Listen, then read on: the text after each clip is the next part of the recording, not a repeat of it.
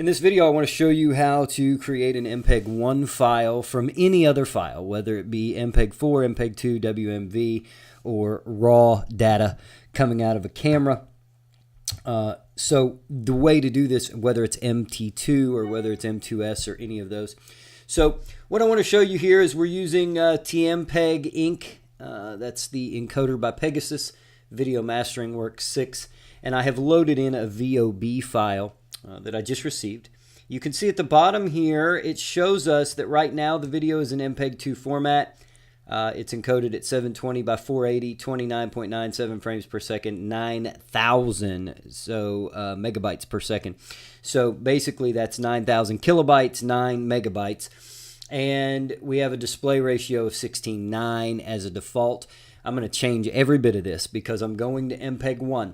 So what you want to do here is, if you're going to go to the MPEG-1 standard definition, the way to do that, if we're going to go full screen instead of widescreen, most projectors and most screens in courtrooms are in the full screen format and not widescreen. I think it's always best to stay with an SD MPEG-1 at full screen. How do we do that? We're just going to select their template right here for an MPEG file output, and we're going to go through and make sure. Now, if we look, this tells us what is going to be exported right here, and we don't want any of that. So we're going to change a few of the settings. The first thing we're going to do is move to a 4:3 NTSC at 30 frames per second.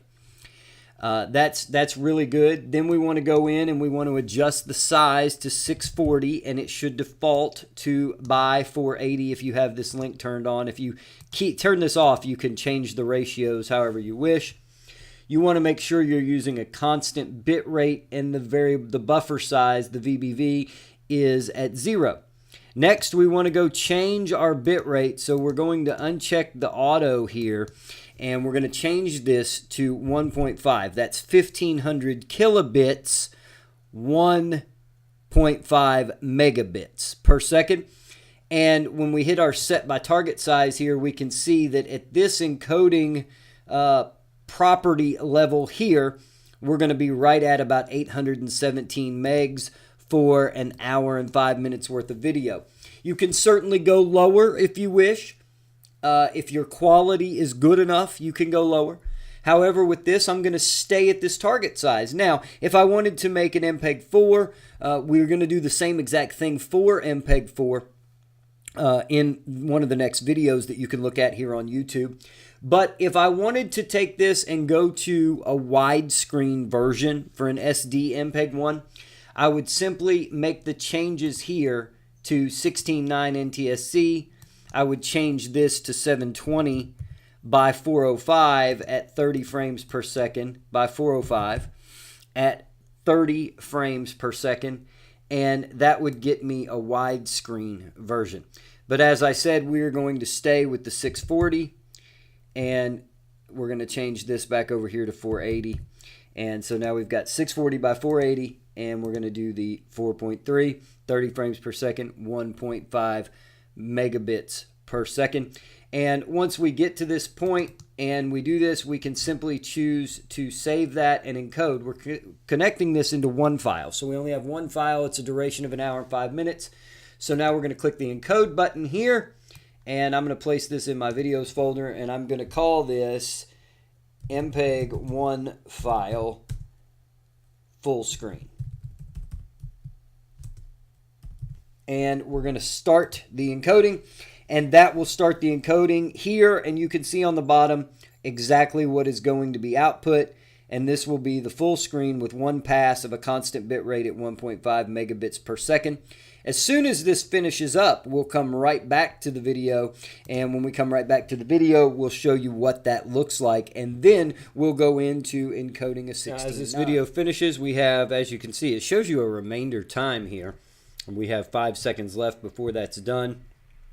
What that's going to do is then give us a pop-up here to say, hey, we are done with the video. Would you like to open it? We're going to open the output folder here and look at it. We're going to click on the MPEG-1 full screen, and we can take a look here at what that looks like. So that's what the video looks like for the full screen that you can use.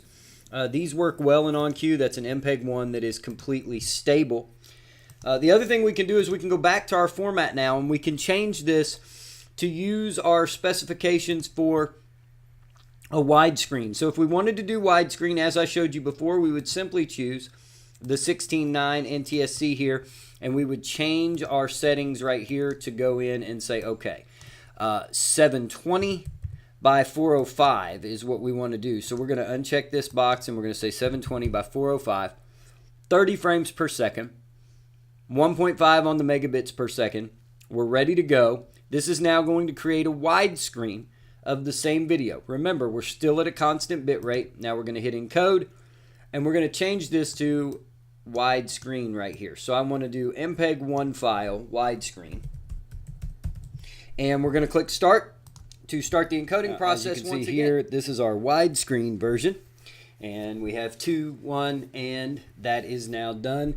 So when we open the output folder on this, we have a full screen here and a widescreen here. If we double click on this MPEG to take a look at it, that is now in the widescreen version. This is the videotape demonstration, and it is ready to go as well.